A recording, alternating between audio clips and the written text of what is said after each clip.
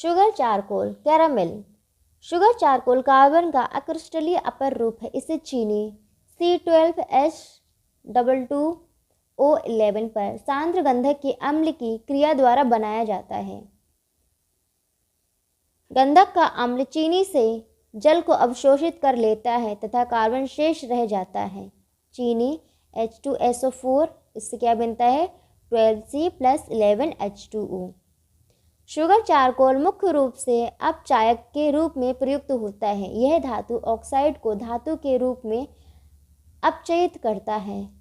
Lamp black कालिक जिसको बोलते हैं काजल, यह मोम अथवा तेल को वायु की सीमित मात्रा में जलाने पर प्राप्त होता है। ग्रामीण क्षेत्रों में लैंप दीपक से प्रकाश उत्पन्न करने के लिए मिट्टी का तेल प्रयोग किया जाता है। इससे प्राप्त कालिक में कार्बन 98 से 99% होता है।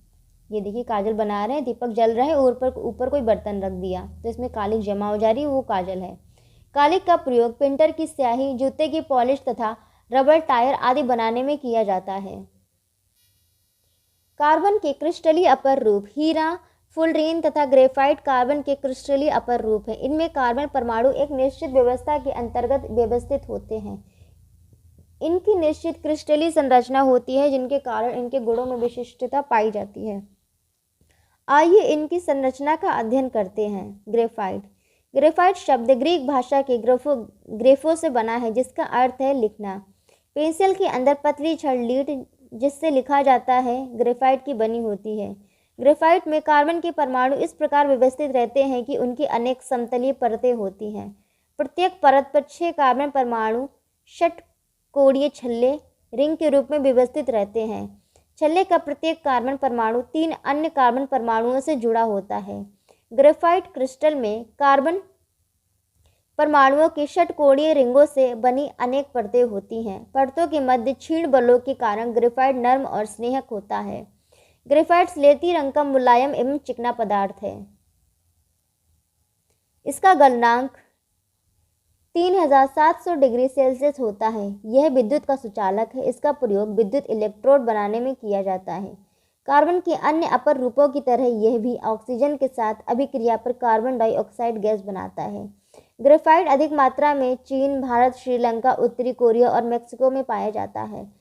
भारत में यह बिहार, जम्मू कश्मीर, उड़ीसा, पश्चिमी बंगाल, राजस्थान, आंध्र प्रदेश, कर्नाटक में पाया जाता है। कुछ और भी जानें। ग्रेफाइट कृत्रिम रूप से कोक कार्बन का एक अक्रिस्टलीय रूप को विद्युत भट्टी में गर्म करके बना सकते हैं। यह अपारदर्शी होता है। अत्यधिक उच्च दाब तथा ताप पर ग्रेफाइट को हीरे में परिवर्तित किया जा सकता है। उच्च ताप एवं दाब ग्रेफाइट में कार्बन परमाणुओं की संरचना को पुनर्व्यवस्थित कर देता है। कांच काटने के लिए प्रयुक्त कटर तथा अन्य कई औजारों में प्रयुक्त हीरे प्रायः ग्रेफाइट से बनाए जाते हैं। हीरा। आप में से अधिकांश हीरो से परिचित होंगे। आप में से बहुत से उसे रत्न के रूप में भी जानते हैं। हीरा कार्बन का एक अपारदर्शी क्रिस्टलीय अपर रूप है। इसमें कार्बन का एक परमाणु कार्बन के अन्य 4 परमाणुओं से जुड़ा होता है। कार्बन परमाणुओं की चतुष्फलकीय व्यवस्था के कारण यह पूर्णतः आबद्ध, कठोर तथा त्रिविमीय संरचना का होता है। हीरा कठोरतम प्राकृतिक पदार्थ है। हीरे का उपयोग कांच काटने तथा धातुओं में छेद करने के लिए होता है। इसको विभिन्न कोड़ों पर काट कर गहने एवं अंगूठी बनाने में भी प्रयोग करते हैं। भारत में हीरा बहुत ही कम मात्रा में पन्ना, सतना मध्य प्रदेश, बांदा उत्तर प्रदेश तथा गोलकुंडा कर्नाटक में पाया जाता है। फुलरीन। सन 1985 में रसायनज्ञों ने ग्रेफाइट को अत्यधिक उच्च ताप तक गर्म कर कार्बन का एक नया अपर रूप संश्लेषित किया। इसे फुलरीन कहा गया। फुलरीन वह क्रिस्टलीय कार्बन है जिसमें 30 से 960 परमाणुओं से एक अणु प्राप्त होता है। फुलरीन कहलाता है। फुलरीन C60 का एक अणु जिसका आकार फुटबॉल की तरह होता है कार्बन के 60 परमाणुओं द्वारा बना होता है। ये परमाणु षटकोणीय, हेक्सागोनल व पंचकोणीय, पेंटागोनल व्यवस्था में जुड़े रहते हैं। C60 फुलरीन विद्युत का कुचालक होता है। यह हीरे की त्रिविमीय संरचना और यह है फुलरीन की संरचना। कार्बनिक रसायन का परिचय। 19वीं शताब्दी के आरंभ में पदार्थों को उनके प्राकृतिक स्रोतों के आधार पर दो वर्गों में विभाजित किया गया, कार्बनिक, अकार्बनिक। जंतुओं और वनस्पतियों जीवधारी से उपलब्ध पदार्थों को कार्बनिक पदार्थ तथा खनिज पदार्थों, चट्टानों, भूगर्भ आदि जैसे निर्जीव स्रोतों से उपलब्ध पदार्थों को अकार्बनिक पदार्थ कहा गया। जैसे चीनी, यूरिया, अल्कोहल, सिरका आदि कार्बनिक यौगिकों के वर्ग में तथा सोडियम क्लोराइड, हाइड्रोक्लोरिक अम्ल, कैल्शियम कार्बोनेट, कार्बन डाइऑक्साइड आदि यौगिक अकार्बनिक यौगिकों के वर्ग में रखे गए। सन 1828 ईस्वी में व्हीलर ने सर्वप्रथम प्रयोगशाला में कार्बनिक यौगिक यूरिया का संश्लेषण किया।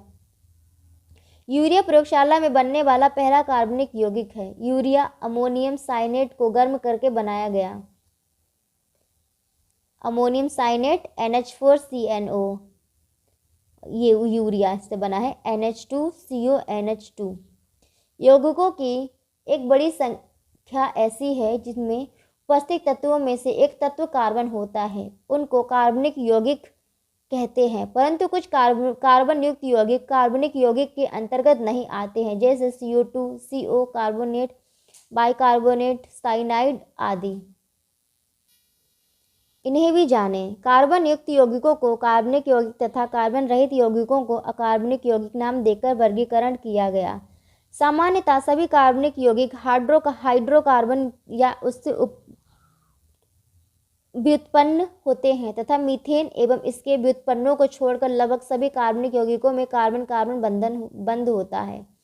कार्बनिक यौगिकों का अध्ययन रसायन शास्त्र की जिस शाखा में किया जाता है वह कार्बनिक रसायन कहलाती है। हाइड्रोकार्बन क्या है? कार्बन तथा हाइड्रोजन तत्वों के रासायनिक संयोग से बने यौगिक हाइड्रोकार्बन कहलाते हैं, जैसे methane, CH4, ethane, C2H6, ethylene, C2H4, acetylene, C2H2 आदि।